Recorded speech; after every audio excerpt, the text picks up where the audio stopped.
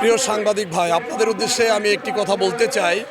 গত পরশুদিন জুলাই যোদ্ধা এবং শহীদ পরিবারের ব্যানারে বাংলাদেশের অর্ধেক নারী সমাজকে কটূক্তি করার প্রতিবাদে এবং তাদেরকে পতিত বলার যে প্রতিবাদে আমি যে বিক্ষোভ মিছিল এবং আলোচনা সভা করেছিলাম জাতীয় প্রেস ক্লাবের সামনে, সেখানে একটি অনাকাঙ্ক্ষিত ঘটনা ঘটেছিল।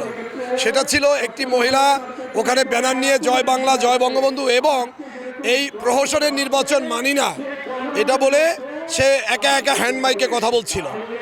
তো বিষয়টা ছিল, আমি সেই আপাকে, বোনটিকে ওখানে প্রথম আমি হাত অনুরোধ জোর করে তারে ওখান থেকে সরিয়ে দিয়েছি, আপা চলে যান।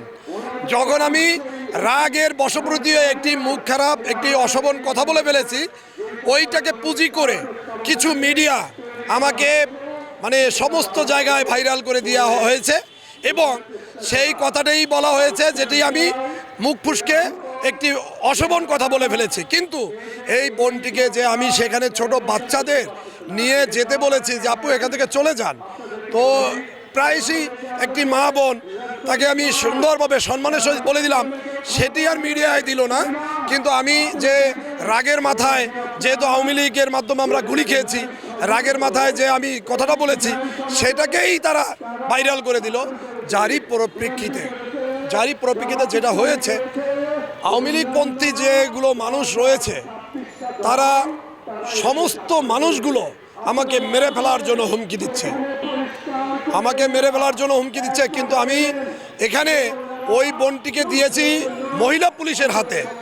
আপনি জানেন প্রেস ক্লাবের সামনে ওই সময় দায়িত্বে ছিল বুলবুল নামে একজন এসআই, আমাদের এই প্রেস ক্লাবের সামনে উনি ডিউটিরত ছিল। মহিলা পুলিশ এনে ওনাকে তাদের হাতে হস্তান্তর করা হয়েছে। আমি আজকে যতটুকু জেনেছি, সে একটি গভর্নমেন্ট জব করে, তাকে তার গভর্নমেন্ট জবের এখানে তার ঊর্ধ্বতন কর্মকর্তার ওখানে পাঠানো হয়েছে বিভাগীয় ব্যবস্থার জন্য। কেন তিনি এই হিউমার ছড়িয়ে এখানে এই বিভ্রান্তিমূলক কাজবাজ করছিলেন? এখন প্রশ্ন হলো, যারা এটাকে পুঁজি করে আমি যে অশোভন কথাটি বলেছি, সেজন্য আমি আমার ফেসবুক লাইভে এসে আমি আমার দুঃখিত বলেছি যে মানুষগুলো আমার দ্বারা কষ্ট পেয়েছেন। কথায় আমি স্বাভাবিকভাবে দুঃখিত বলেছি, বলার পরেও অদ্যবধি পরশু থেকে এখন পর্যন্ত আমাকে মেরে ফেলার হুমকি দিয়েই আসছেন। তো যারা আমাকে হুমকি দিচ্ছেন তারা দেশ বিদেশে দেশি অনেকেই হুমকি দিচ্ছেন। আমি তাদেরকে বলবো, ভাই আমি আপনাদের ভাই, আমিও কারো না কারো সন্তান। আমার মাকে নিয়ে, আমার পরিবারকে নিয়ে আপনারা গালি দিচ্ছেন, তো আপনারা কতটুকু ভালো মানুষ এটুকু প্রশ্ন রেখে গেলাম জাতির কাছে। ধন্যবাদ।